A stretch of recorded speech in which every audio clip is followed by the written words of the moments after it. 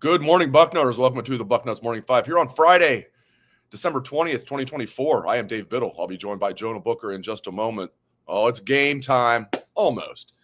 Game day eve, and I absolutely can't wait. This is so exciting with Ohio State hosting a playoff game Saturday night.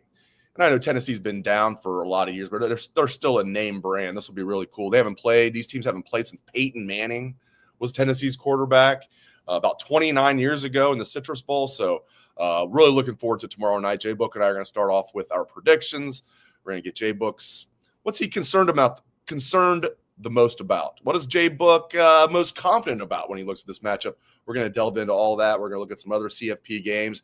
And we're even going to give you guys a best bet or two to look at as you're placing some wagers for the CFP. Before we do that, before I bring in the one and only Jay Book, I want to let you guys know about Mando. Mando whole body deodorant is fantastic, and we have a great deal for you guys, so you can check it out for yourself. Mando was developed by a doctor and gives you 72-hour odor control. Mando's starter pack is perfect for new customers or to secure some last-minute stocking stuffers, really last minute. It comes with a solid stick deodorant, cream tube deodorant, and 2 free products of your choice and free shipping. As a special offer for our customers, new customers get $5 off a starter pack with our exclusive code of Bucknuts. That equates to over 40% off your starter pack. Use code Bucknuts at shopmando.com. Code Bucknuts at shopmando.com. Please support our show and tell them that we sent you. Smell fresher, stay drier, and boost your confidence from head to toe with Mando. Oh, yeah. Oh, it's always good to see you on a Friday, my friend. Welcome in, Jay Book. How are you? I'm doing good, man. I'm pretty fired up. I know you are too. I'm pumped up, man. It's Friday. Let's go, Dave. Do it. All right. With no further ado, drum roll, please, my friends. All right. We're gonna give the predictions out. I got mine typed in. So as we are wont to do, as you give yours, I will post mine. Buckeyes 21, Tennessee 17. Low scoring battle. I got the Buckeyes pulling this one out. Defense is going to be the one that leads the charge here. With this game, you got 2 stout defenses. They're going to be, back and forth trying to fill each other out early on to try to get a rhythm here. Cold, absolutely freezing conditions, 21-17, Buckeyes win. Moving on to Pasadena. People are not going to believe that you and I don't compare notes before the show. I have Ohio State winning by 4. You have Ohio State winning by 4. We don't have the exact same score. You can see my score. I have 24-20 Ohio State. Look at that. You have 21-17 Buckeyes. Right there. Let me update that so we can get Jay Books. Let me edit this. Yeah, man. I mean, so we're right in concert where, I wouldn't pick Ohio State to cover, but I do think they're going to win the game. Although I'm not through the roof confident that they're going to win, but I give them a right around a 65-70% chance of winning this game. Yeah, I definitely in the same ballpark. I know what's his name, Bear, who used to be on ESPN, is on Fox now. Yeah, Chris Felica, and he always does a lot of sports betting. He made a great point. He said Vegas is very comfortable with the exposure that they have right now with Tennessee. You haven't seen any type of line movement there. And so Buckeyes were one of his best bets this weekend because he believes Vegas knows something regarding this game because you still haven't seen a lot of movement on that line, even though money's been coming in on Tennessee. So for Vegas to kind of set pat and say, hey, we're good, we believe this line is accurate, tells you a little something. So I don't know about the Buckeyes covering. Like I said earlier, I do think that with the offensive line here, you're going to have to do some schematical things to make sure that you're not exposing your guards the way that you did the last game. And I think hopefully they have learned from those mistakes. They've been saying all of the right things now, Dave, leading up to this game about the lessons that they've learned, making sure that they got to do what they do best, which is getting the ball to their playmakers on the perimeter. You can't just get stuck in one fixated mindset to say, hey, just because they're giving us a light box, meaning that we're going to be able to have a numbers advantage that we had to continue to hit our head against the wall. So hopefully they learn from that, Dave. Yeah, it's going to be interesting. Y'all look at this Tennessee team. They're obviously a very good team. There's no doubt about that. They've got some studs on this team. Sampson at running back, very talented team. I think Josh Heupel's a good coach. That being said, they've played a pretty weak schedule this year, which is strange to say about an SEC team that's played Georgia and Alabama. But they lost to Georgia by 2 touchdowns. They actually led that game early 10-0, and then Georgia came back and really handled them from there. Beat Alabama by a touchdown. This ended up being a good but not great Alabama team, and they don't have any other wins over a team with a winning record. They've got some wins over 6-6 teams. They lost to a bad Arkansas team. They avoided a lot of the good teams in the SEC, J-Book. Not great teams, but teams like, like Texas, Ole Miss, South Carolina, Texas A&M, all those teams. LSU wasn't very good, but they missed them too. They missed a lot of the best teams in the SEC, except for the 2 that I mentioned, Alabama and Georgia. So I don't know what to make of this team. Obviously, I think they're good. I think they're getting gassed up a little too much, given the fact that when I look at their schedule, not that impressive. And even some of their wins, they kind of skated by against average teams. Yeah, it's kind of fascinating because you also get some of the similarities from Tennessee that you do with Ohio State. But we're on Ohio State stage, it's okay, which team is going to show up this game or coaching staff, and they can show up the next week and look completely opposite. Well, in the Tennessee case, it's kind of a half by half situation. They can look good in one half, and you watch them again in the next half, and you're like, "What in the world is that?" So it's and they're going to have to put a full game together to beat this Ohio State team on the road, Dave. The confidence area that I feel really good about is Jim Knowles in the defense. I like what I've been hearing from Knowles. I thought he was great this week, kind of previewing it, and he was very loose, sense of humor there, and he went into details about how his original defense was built for this type of offense. So when he was at Duke, that was kind of the start of, hey, let's speed it up, let's go tempo, let's try to get 80, 85 plays in a game. His defense was built originally for these type of offenses. Now, we can all point back to the Oregon game. The Oregon game, they did not respond well to the tempo. 2 things happened. One, Larry Johnson did not do a good job rotating the linemen, especially going against Oregon with that tempo. But 6 minutes to go in the fourth quarter, Tyleik Williams was on one knee at times before the football was when the ball was going to get snapped. So they have to do a much better job, make sure that they're rotating, keeping guys fresh in the fourth quarter. But more importantly, you got to get lined up. And he said that they've been working all week to get those signals in, to make sure that everybody's getting the calls right, because they're going to spread you out. They're going to stretch you sideline to sideline to try to create some of those running lanes for their outstanding running back. But you got to be able to get lined up quick, and you have to be gap sound. I do have confidence that Jim Knowles will have this defense ready to roll. Yeah, I like some of the things that he was doing. You're right. He's such a cool cat when we get to talk to him. He's just, press conferences with Jim Knowles are very interesting. I like some of the drills they're doing, man, like where they're having like the defensive guys turn their back to the offense, and at the very last second, the defense gets to turn around right when the ball's getting snapped. Yeah. So you get hardly any time to decipher what's going on, but that's going to help them just speed up things. But you're right. Jim Knowles prides himself on having the fastest play calling defense in the country. And the irony is he learned it from Cutcliffe, who made his bones at Tennessee as a really good coordinator under Phil Fulmer. So, and they took that with him to Oklahoma State. He hasn't had to use it a lot at Ohio State, but that's a great point that Tennessee does a really good job with their up tempo, and they're up tempo like on steroids, like it's super up tempo, right? Fast and furious. So, but Ohio State's built for it. Here's a great thing about it, though. They're going to go tempo, but man, if you can get a couple 3 and outs and put that stress on their defense, I thought it was great that Jim Knowles said, sometimes when you have this much time off, you can overanalyze. And he saw JT in the building very late at night. And JT asked him, like, dude, when are you going to go home? And Jim was like, you're right. I need to get out of here, man.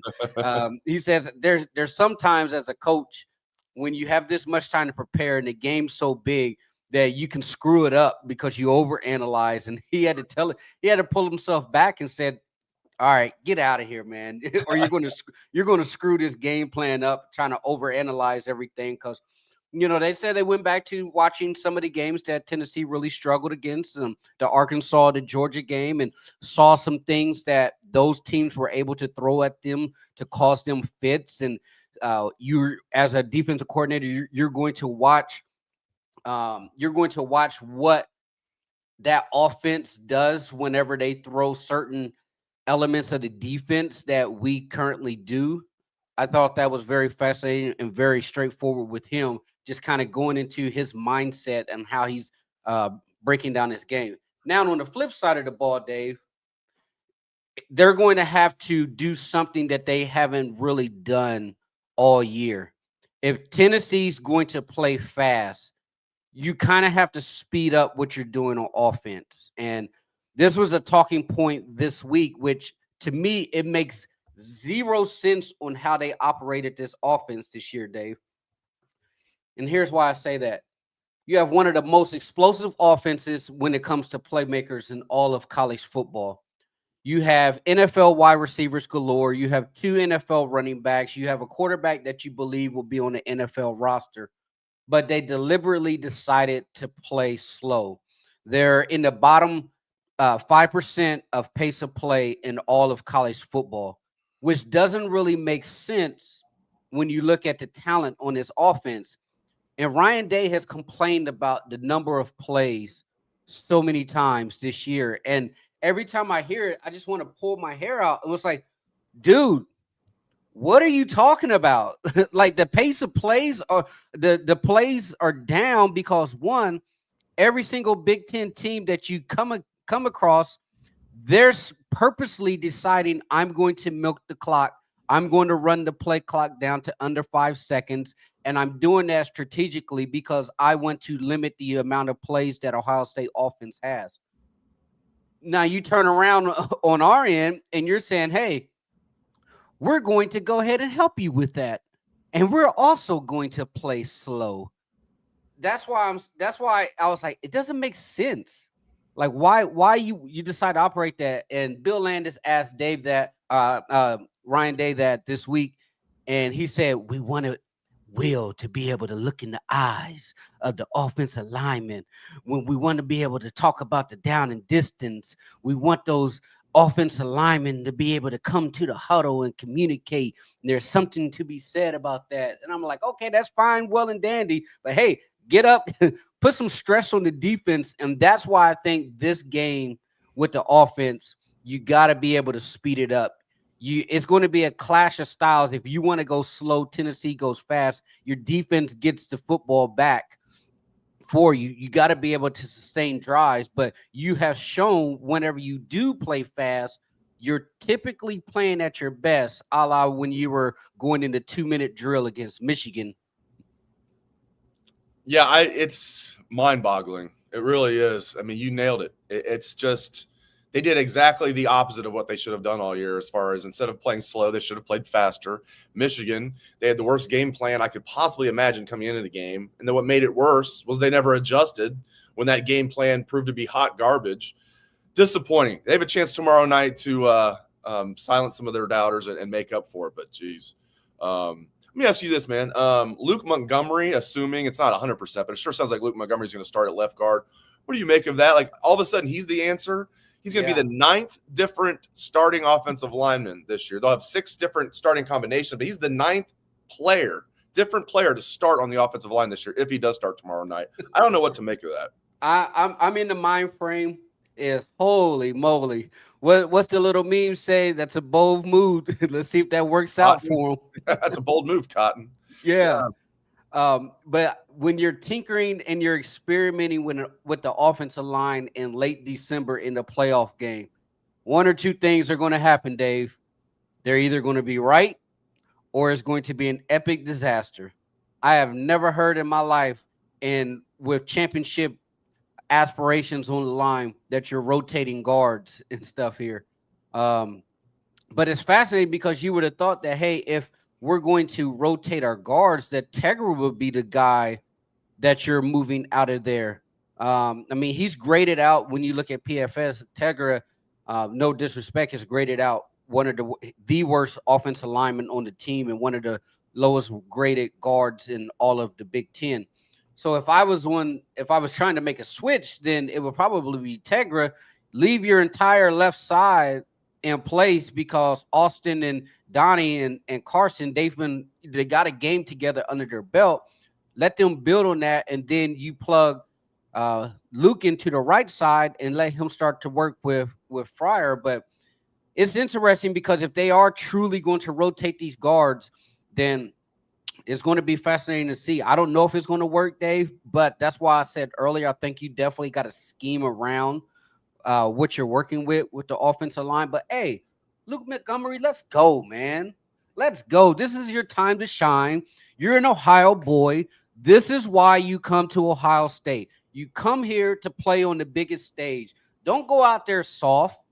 Go out there and play like you think you can play. You wanted to play. You're being put in this situation, so it's time to ball out, man. Like, I'm tired of all of the talking, Dave. Like, let's go out here and play. Line it up. Put the football down. I don't care how many fans are in the crowd from Tennessee. I don't care how cold it is. Go out there, get that nasty taste out your mouth, and smack the shit out of somebody. Like, come on, man. Like, all of the talking and stuff has been over the top, especially from their side of the field with their Tennessee fans. And I'm going to tear down the goalposts and throw it in the river, and we're going to invade the shoe. I'm like, hey, none of that matters once you actually put the football down on the field and you buckle those chin straps up. Like, this is our home field. I don't care how many people are there. I don't care about light shows. I don't care about drone shows. Like, this is about your heart, and this is about respect.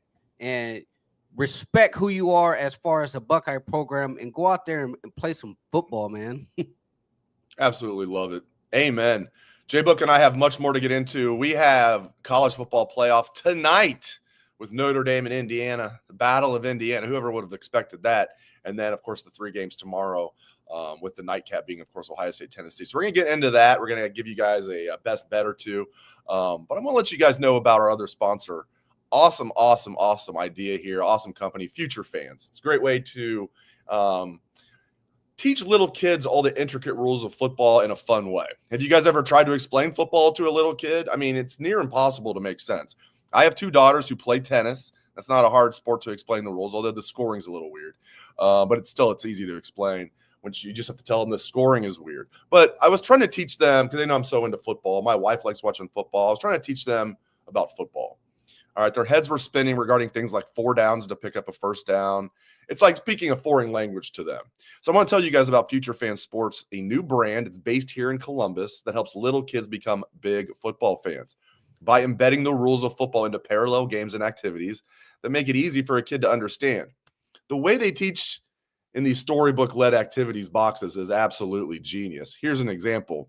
Instead of trying to explain downs in football, they have a kid play a beanbag toss game with things like 4 tries and 6 points embedded into it. And then later they connect those games to football through the storybook that guides the entire Future Fans experience. The Columbus dads who invented this have figured this out for the rest of us. Appreciate that. I love that they're a Columbus company with Columbus dads inventing this. Imagine your kid asking to watch on Saturdays with you, or being right there alongside of you for all the ups and downs with the Buckeyes. That's what dreams are made of, right? And Future Fans exist to make them a reality. It's only $49.99. Go to futurefans.com/OSU for a special discount. Again, that's futurefans.com/OSU, and get your kid ready for a Buckeye playoff run. Cool stuff there.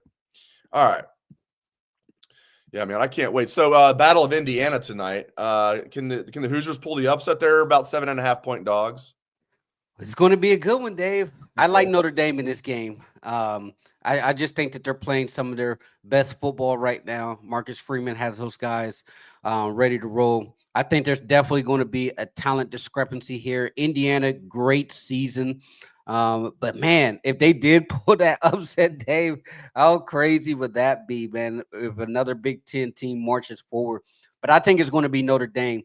Have you seen what it looks like on campus right now? Nice and I think snowy? Mike Golick Jr. was down there on campus. I mean, just tons of snow just pouring down. right now, and he showed like there's lines and lines of people already heading down to campus and stuff. That's why we're going to talk about it at the end of the show. Dave and I are going to give one of our best bets, and I got this one in my bag, Dave, as one of Okay. my best bets at the end of the show. All right. Well, you might just let the cat out of the bag. I'm not going to give hints on mine. And then tomorrow at high noon, for once it's not the Buckeyes playing at noon. That's nice. That would have been a nice troll job for Ohio State for them to play at noon in the college football playoff. But Penn State gets the short end of the stick there. They get to host, but it's at noon. They're still going to try and do the whiteout. It'll still be loud, as we know. SMU coming there as big underdogs. What's your thoughts on that one? Yeah, this is going to be a fascinating one. I think when logic says that Penn State should be able to handle it, but you never know with SMU. I do definitely think that's going to be a system shock to SMU. I mean, it's been 60s, 70s. You're coming up from that Texas weather up to State College. It's going to be pretty cold. I thought James Franklin made some interesting comments. He said he's a little worried about the atmosphere. He believes that because the way that they've mismanaged the tickets with the students, and then on top of that, the students are not even on campus right now. He thinks that's going to potentially impact the atmosphere of the game. I mean, you look at that Penn State game. I mean, all week, all we've heard about ticket prices at Ohio State, ticket prices at Ohio State game. It's $30. You can get in for $30, Dave, at the Penn State game. Like, how crazy is that? That ticket prices are that low for a first round playoff game. It just kind of tells you what it is, but it also doesn't help that you can't get any type of lodging that around Penn State's campus. I mean, they've got like 2 hotels in like State College. It's crazy. Right. They got like 2 hotels, so you got to drive a ways just to get in there for the game. So that doesn't help at all. But I know we're touch on this game a little bit later as far as what you believe, but I think I think Penn State here will be the one to squeeze this one out. But I would not be surprised if it's a fourth quarter game. Because James Frank, it's hard to trust James. Right. And like, not that it's a huge factor. I think losing their backup quarterback is going to affect them a little bit. Prabula not being with them because they like to mix him in as a change of pace with Aller. Yeah. Again, he plays a bit role. I get. I'm not saying that's a huge factor, but that's another little thing that I think, could hurt Penn State a little bit. But you're right. I mean, this is not Tennessee coming up 5 hours away from Columbus and bringing a bunch of fans. And, it's Knoxville and Columbus. Yeah, it's warmer in Knoxville overall, but like not that much different. A lot different going from Dallas to Happy Valley. So that'll be interesting, the weather-wise. But, yeah, we'll see. I'll give my thoughts on that later, but as far as who I think is going to win. Clemson, Texas at 4 o'clock tomorrow is interesting because Texas seems to be reeling a little bit. They seem like they were overrated to me, and Quinn Ewers is banged up. I still think Texas will win, but I think Clemson's got a chance in this one. I do too. I kind of like Clemson here, Dave. I would not be surprised if Clemson, this is typical Dabo fashion. Whenever you think Dabo's dead, he finds a way to get that team and program off the mat. And if you watch that last Clemson game, I mean, their offense came to life here. And on the flip side, Texas offense has been struggling mightily lately to score points. I mean, they struggle in the red zone lately, and as you mentioned, Quinn Ewers is not banged up. I kind of like Clemson here, taking the points, but I would not be surprised if you see an outright upset here. In fact, I'm almost kind of leaning to put a little couch change on that one because I think it's like plus 320, 300 or something like that. So I might throw a little pizza money on Clemson. Yeah, why not? I like some of these money line bets because I think we're going to have two of the games. I think the underdog will win. Hopefully, one of those games is not Ohio State, Tennessee. You and I both have, for those that missed it, you and I both have Ohio State winning this game by 4 points. You have 21-17. I have 24-20 Buckeyes. So we have Ohio State winning but not covering the 7.5 point spread. I saw some Buckeye fans putting money on Tennessee, plus 7.5, thinking, okay, well, if Ohio State wins by 8 or more, I'll be thrilled. And there's a chance Ohio State will win by between 1 and 7. Of the best of both worlds. I'll win the bet and the Buckeyes win. I'm going to stay away from it, but I do find that funny if you're trying to like hedge with your heart. Yeah. If you could take Tennessee plus 7.5. There's a chance you make money and the Buckeyes win. Or worst case scenario, the Buckeyes blow them out and you lose your bet, but you get to revel in the fact that the Buckeyes blew Tennessee out. I'm going to probably stay away from putting any money on this one, which I tend to do with Ohio State. Right. I don't think it's really – some reporters think it's unethical to place bets on a team that you cover. Like I bet like such small amounts. I don't really get into that, but I understand where they're coming from. So I usually stay away from betting on Ohio State. But if you were betting on this game tomorrow, would you do that? Would you take Tennessee plus 7.5? I mean, I understand where they're coming from. You're right. You're totally hedging. I was like, man, if the Buckeyes don't cover, at least I get some extra Christmas money. if the Buckeyes does cover, great. I'm pumped up because my squad won. If I was betting this game, I would probably lean towards the under, taking the under points here. And I think you and I both hit the under. Or is it 40? Is it 43? I think it started. What's it at right now, Dave? Was it 43.5? For the over-under, it's right around, I think it's 44.5. Yeah, 44.5. So if you take that into consideration, you and I both are on the under here. So that's where, if I was making a bet on that Buckeye game, that's where it would be. But I will say this, when I just cook up a couple parlays this week, I will add Ohio State money line into some of my parlays. There you go. All right. I'm going to pick, my best bet is SMU money line. Now, don't go too big, my friends, because you're going to be getting like, plus 300 or something like that if you go money line, something like that. You get 3 times your money if SMU wins. I just feel like you nailed it, man. I mean, James Franklin just does not do well in big games. This is an SMU team that's good. They didn't look good for most of the Clemson game, granted. But now they're playing with house money. They're in the playoff. They've already had a wildly successful season. So, and they're a good team. They're well coached. And without Prebula, again, not a huge factor. I just think SMU can squeak this out. And I like the value. If I was betting my life, would I bet SMU? No, but I like the value. If this was equal money on both sides, I would take Penn State. But you're giving me plus 300. I like that. I like the value there. So I'm going to take SMU to upset Penn State.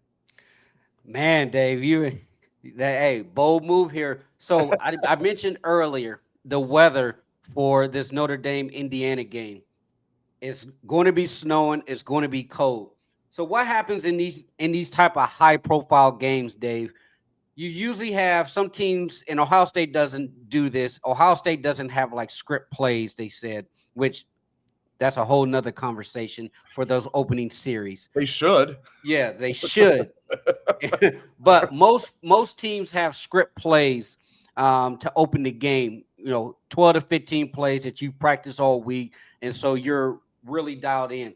Well, with these type of big games, you usually see a slower start because teams are kind of fielding each other out. They're trying to, play a little chess. Okay, what is this? What is this? What is this? And then you start to counter react. I like the first half under 26.5 Indiana versus Notre Dame game here. I like that. Yeah, so I've seen some places they got 27.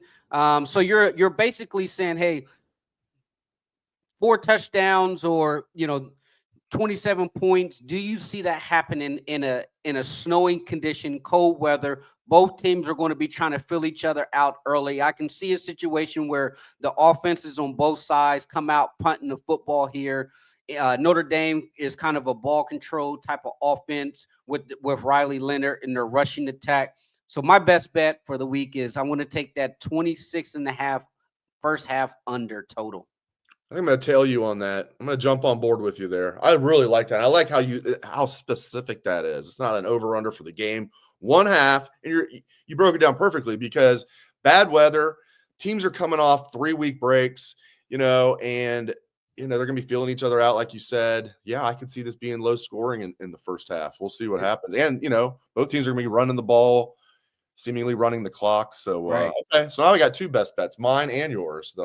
Because you think about it. If it's going to be snowing, Dave, I don't see these teams coming out just winging it, 20 times each, 25 times each in the first half. I think it's going to be a ball control, run the football type of situation early on to fill each other out. But we're going to see. No But doubt hey, about it. I tell you this, Dave, with Georgia's quarterback, Carson Beck out for the year, man. If you're Penn State, this is the year for you to really make a national championship run. I mean, that bracket has opened up tremendously for them. Or it opened up well for SMU. No, I'm kidding. I'll stop now. You're right. Watch Penn State beat them by 5. I'll be happy. I'm not going to put like a little bit of money on SMU, just as you mentioned, a little extra Christmas money if they win, but not a lot. But like, yeah, I can see Penn State. I don't know. It's just I do like Penn State's offensive coordinator, so that mitigates the James Franklin effect a little bit. But James Franklin needs to win a big game for a change. We'll see if he can do it tomorrow. Before we get off here, I'll be remiss to not ask you, what do you make of all the hubbub this week about Tennessee invading the shoe? Some people think it's going to be a 50-50 crowd, all of this other stuff. I got oceanfront property here in Hilliard, Ohio. People think it's going to be 50-50.